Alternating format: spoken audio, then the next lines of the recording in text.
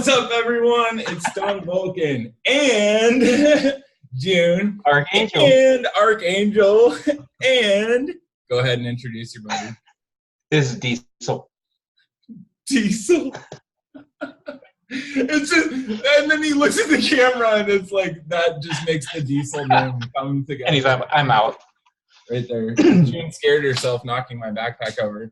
Dude, thank you for jumping on with me and doing this first ever mind meld. So close your eyes. I'm going to put my fingers right on your, no, just kidding. But before we get started, I do want to do a mindful breath real quick. You can join me if you want. I'm just going to do a deep breath in and deep breath out. So deep breath in and out. It's my life. Dude, like I said, that never makes me feel worse, and it pretty much always slows me down, like a little bit, which... If not, it seems like you've always got this like half breath inside waiting to be bigger or smaller.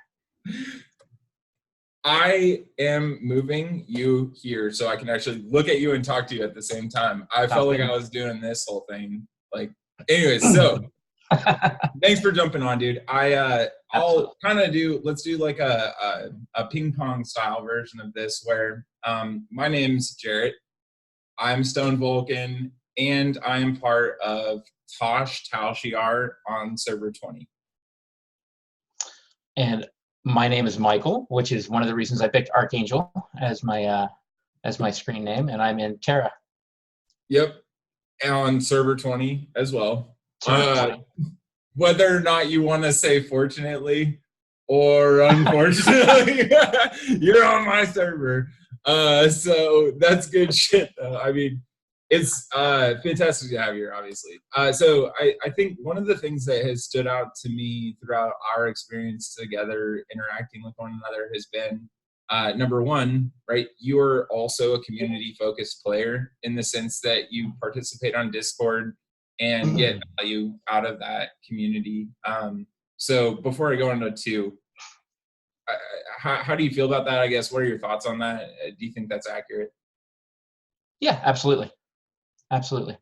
And I, I don't know why I didn't even know about, I'm unfamiliar with Discord when the game first started. So the game is really being part of an MMO has really sort of opened my eyes up to a little bit of a different gameplay because I was so used to first-person shooters like Call of Duty and stuff like that before. So, that has its place, and it's, it has its moments in my, when I need something action-packed and run around shooting people and that kind of thing, but, more often than not, you'll catch me here. So. Yep, and I 100% feel you on the fact that it's crazy to me that I didn't even know Discord existed before I started playing Star Trek Fleet Command, and so many people now that I talk to, even my stepbrother who I play like Diablo 3 with on Xbox and shit, right? Like, he didn't even tell me, like, nobody ever told me there was just this giant nerd channel, right? Like, where you can just nerd out with other nerds. And I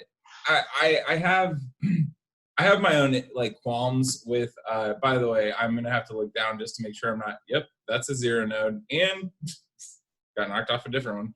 I guess I'm the same thing. That's why I keep looking over, because I'm playing on blue stack, so I keep looking over to the right.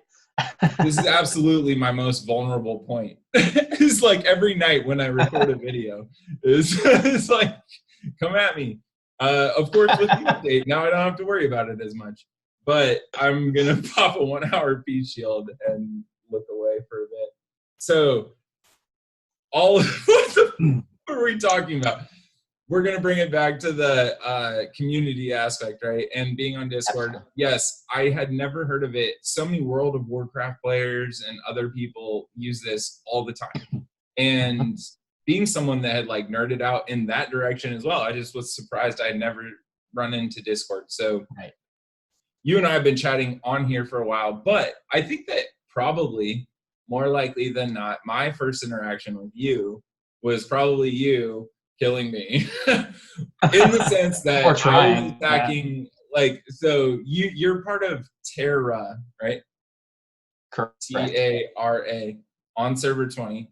and that's part of a coalition with a few other alliances. And Right. I know that a lot of people have had this idea, right? Like, oh, Diesel, chill the fuck out, Diesel. But Shut I know up. that everyone always wants to have like, oh, we're gonna have this alliance that has other alliances, and it's just so much easier said than done in terms of having that big of a group and stuff. But you guys did a pretty good job of actually blocking out a system, and so I'd just like to hear about your defensive strategy and why you enjoy doing that as well. Well, that strategy was great. So we had VKS, ourselves, June. We had a few alliances in the membership in the coalition, but VKS, us and Terra, RNDT, and June were the primary ones, and we tried to basically occupy most of Raucous. And anybody who doesn't know where that is, it's sort of on the east side of, well, no, actually, I guess it's sort of middle east side of the non-faction space. So this is why I'm going to invest in video editing software. Is like right here, I could just cut and boop, just right, exactly, and then we go right back into it. But, exactly. Yeah, they'll pick it up.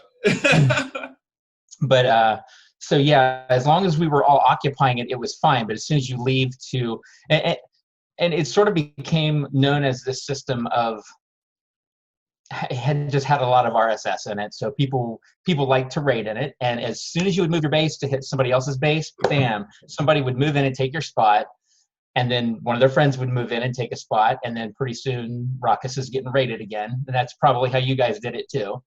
No, So I was mostly just wandering in, right? And I'm like meandering around, and I'm like, holy Moses, you just killed me. And I'm like, oh man, this is like a defended system. I didn't know that was a thing. So that made it easy. Smart. As long as everybody was there and on board, it made it easy to defend, because that's also one of the systems. There's only one way in and out. Exactly. So everybody came in down at the bottom of the screen, bottom right.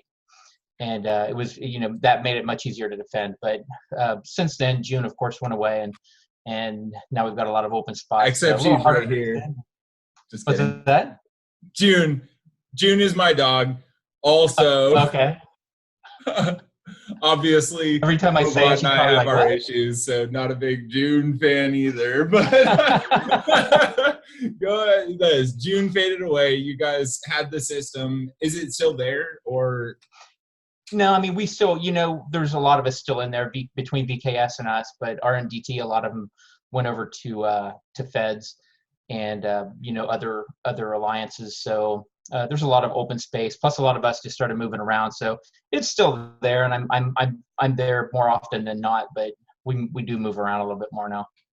I'm going very, very old school on everyone right now, in the sense that I want to illustrate your defensive strategy. And I'm going to actually use pen and paper.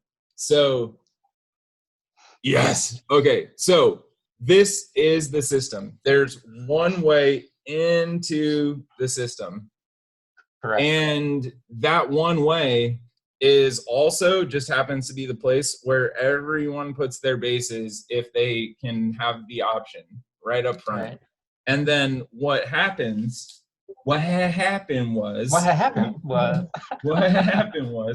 that the breakdown is when you don't fill up the entire system. And so one little base drops in right there, and it's probably one of my admirals, Phil, and he's probably just gonna horizon hit the out of everyone, which isn't not allowed anymore. Updates, right? And all that good stuff, right? But like there are this is for everyone, especially young alliances. That's what I was looking for. Yes. Young alliances, group together with other young alliances. Don't fight each other, because you guys have enough problems with everyone that's more powerful than you. Do this right here, right? And the only way that it works is if you have enough people to fill up all of the black dots. Anyways, I am speaking from experience when I say that I've moseyed into that system before, and more than once thought to myself, what the would they do without Angel? Because you're the only one that kept killing me, and nobody else had enough power, right, to even get close. So, anyways, sorry. Let me bring it full circle though. The other thing that I was curious about is, geographically, right? Where are you from, and any, kind of just about you information before we go too much farther into the game strategy. Gotcha. I grew up in Columbus, Ohio. That's where I am now, but I moved away and lived on the West Coast for a long time. Basically went into the Navy out of high school, did 4 years of active duty in the Navy, and then when I out-processed, I stayed in California when I out-processed, because I out-processed at Treasure Island, which is right between San Francisco and Oakland. Yes. So I stayed there, made a life for myself, got a job with the city, became a cop, did that for 23 years. During just after 9/11, I felt like I wasn't. Well, I felt like I wasn't doing enough, so I wanted to go back at least as a reservist. So there's no military left in that area except the Coast Guard. So I went into the reserves for the Coast Guard, got activated twice. So I did one tour down in Gitmo and then another tour in the Middle East with the Coast Guard of all services. That's 6 years now, service-wise. That's what? You had 4 to start in the Navy, and then right. I did another several 6 years as a police officer, which will count as its own thing. And then you came back and went to the Coast Guard for 2 years? No, I went to the Coast Guard for 6, but only activated, only on active duty for 2, because I was a reservist. So I did that at the same time I was a cop. So it's all the same to me. Like, honestly, the difference between active, like, I understand the fundamental difference, but the level of respect that I have for the people who are active duty versus, those are still years spent where you're basically right on call to. Well, after 9/11, that all changed. Life-changing, right? Before 9/11, it was much different. And then after 9/11, that all changed, where reservists were actually activated and deployed sometimes more than the regular forces were.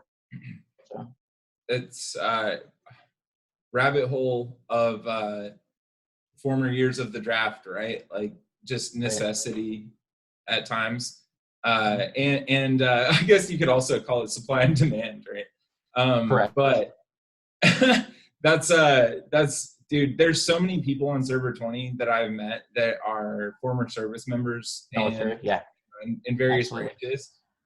I can only guess that it's the same in other servers. I'll guess. This game is conducive to a certain type of audience, and I'm so glad that I get to interact with folks who can tell me these dope stories. I have to censor myself, by the way, because I've been really working on it, because of Scopely really wants the right things for the right people. This game is for everyone, right? Not just 21 and older. So it's drilling in. So let me bring it back to the game for a minute, though. Yep. You play defense better than most people that I've run into, and you're usually one of those bases that's right here, as I come in, and so I know that that's not accidental. What's your mentality about defending your friends, and why do you do why do you get more joy out of doing that than raiding all over the place? I do plenty of raiding too, just probably not as much as some do, but now that I've grown in power, I wind up being the person that people come to and go, hey, can you crack the space? That's the way it ends up being, once you've grown up a little bit. But and my strategy, I think, changed over time. I don't think I always was necessarily a defender until we really found other alliances, and I was able to grow enough to defend some of my own people. When I first started out with Terra, I was probably, I started with them very early in the game, so I sort of grew in Terra. So I was, I was a little guy for a long time too. So. You're one of those loyal guys too, which is super effing annoying when you're trying to recruit. And I say that Yeah. as someone who has like become a homie hopper lately, man. I'm just Right. like, but it's it's really just like 3Ds, and I've just been kind of sharing those ones. And what I can appreciate about what you're doing, and in fact, I think what you said is the epitome of why I've spent on this game since I started playing. I want to defend other people, right? And I want to be credible. Is that was like a thing that came later, the credibility aspect. Yep. But the thing that started motivating me right away was like I was so mad that I just kept getting killed. In fact, I think Scopely did a PvP event right after I joined, where I couldn't even get my ships out of my base without them being killed. So they were getting destroyed. I don't remember what the event was or what the rewards were. Like, I couldn't even think about it at the time. I was just like, I can't even play this game. Like, yeah, that was like the first Call to Glory PvP event. That sounds about right. And what blows my mind too is, well, what I would really love to see is the ability for my friends in real life who I want to play this game with me. I would love for them to be able to join Server 20 with us, right? At the same time, I'm like, I don't really know if I would ever suggest anyone join our server at this point. Like, how are you going to catch up with anyone? Right. I mean, not only the amount of time and money that gets spent within our own world, right? I've been playing this game for almost a year now, probably. And I still feel like I'm way behind other people. How could you possibly? I don't know. Bill Gates might have a chance, dude. Other than that, I don't know. But from a ship defense perspective, right? What factions have you gone towards? What ships have you leaned towards? How do you defend effectively? Right now, I've chosen Klingon basically, and at first I was going the dual faction route. I was doing Klingon and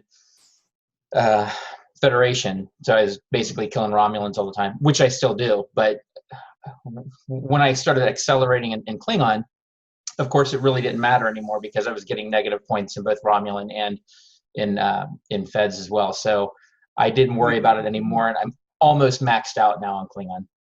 Where's the break-off point where like if I cross 2 million negative, that's not possible? No, it stops at negative 2 million. Where's that positive threshold for factions?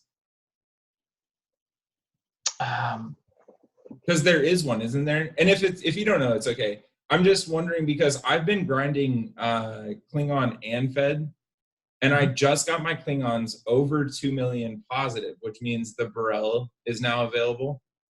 And then my Feds are just behind them. But at some point, whenever I cross that threshold, that stop, like I know there is one where once I hit enough positive points, they won't go backwards. Oh, 10,500,000. Yeah. So once you hit 10,500,000, no, dude, trust me. I know. I'm like, I'm right there with you. So right now I'm like 9.1 million. So every single day. Over. No, just kidding. Every single day. I'm just like looking at it, and it's like a watched pot never boils. So I look at it and I'm like, oh my God, it's never going to get there. But at 10,500,000, you'll max out and it'll peg. You won't have to worry about it anymore. Then you can kill Klingons and it's not going to take anything away from you. But you'll only go negative 2 million. So when you start working on the next one, you start, you're going to have to do 2 million before you hit 0. So that's the only bad thing. I need my therapy animal right now. Dude, what? Like, I am dumbfounded. I was so happy that I was about to cross a 2 million threshold. That's literally 20%. Right. Yeah. Oh no, man. Okay. Yeah. Well, it's better to know than not know, right? It's a long grind. So at the end of a lot of these videos, first of all, thank you for doing this, because being one of the first people to participate is always one of the hardest things to do. And I can say that with experience in terms of like, Sure. even just Quarks. Nobody wanted to be part of Quarks when it first started, because it was just me trying to it was just some guy, right? Like being like, oh, come, be here, look at this stuff. And it totally applies to how YouTube has kind of played out for me as well. And I think that this is going to be one of the most valuable things that I contribute to Star Trek Fleet Command holistically. Because if other YouTube guys that have been in this game for longer start doing the same thing, all that it's going to do is create a closer knit community, right? But I would caution against, and this is to the other YouTube guys, like, don't get noisy, right? Like, this is so good for server 20, right? But for a lot of other people, can write that word. For a lot of other people, it's just going to be like something that's informational, because we've talked about some good stuff, right? But I did it again. At the same time, I'm going to do a mindful breath. This is the perfect example of what I'll do. Like during the day, even in my job, man, I'll stop a call and everyone's like, this is weird. Like, I know, but do it with me.